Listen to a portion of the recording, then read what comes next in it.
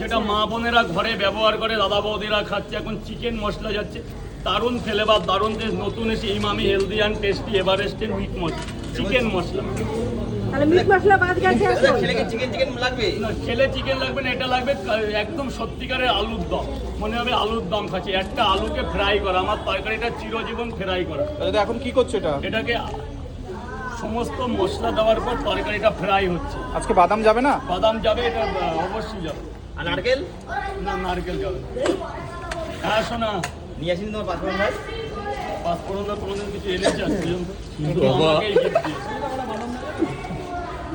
Cherry কোথায় দাদা? Cherry cherry টেরি এখানে বছরে একবার হয়। আমার তরকারিটা তুফান, বছরে একবার এইভাবে সাজানো হয় তুফানের মতো। বাদামের বৃষ্টি হচ্ছে। তুফান যেমন বছরে একবার আসে তরকারি। এটা আছে শাহি বিরিয়ানি মশলা, ইমামি হেলদি অ্যান্ড টেস্টি শাহি মশলা, যেটা একদম ঘরোয়া পক্ষে কিন্তু দারুণ ব্যাপার। শাহি মশলা, এভারেস্ট কোম্পানির শাহি মশলা। এরপরে বাদাম দেওয়া হয়েছে, এরপরে একটু হালকা করে শাহি মশলা। এটা 12 রকম প্রোডাক্ট দিয়ে তৈরি হয়েছে। যেমন আছে জয়িত্রী, যেমন আছে জায়ফল, যেমন আছে লবঙ্গ, যেমন আছে এলাচ, যেমন আছে দারচিনি। এরকম বিভিন্ন জিনিস দিয়ে 12 রকম মশলা দিয়ে একটাই মশলা তৈরি করেছে। যেমন আছে এলাচ। দাদা ডিমটা দাও। দাদা এবার ডিম ঢেলে দাও। ফ্রাই ডিম নাকি দাদা? কষা কষা ডিম। তরকারির মধ্যে ছিল। ও কষা ডিম। কষা ডিম? না না না না, আগেই ছিল।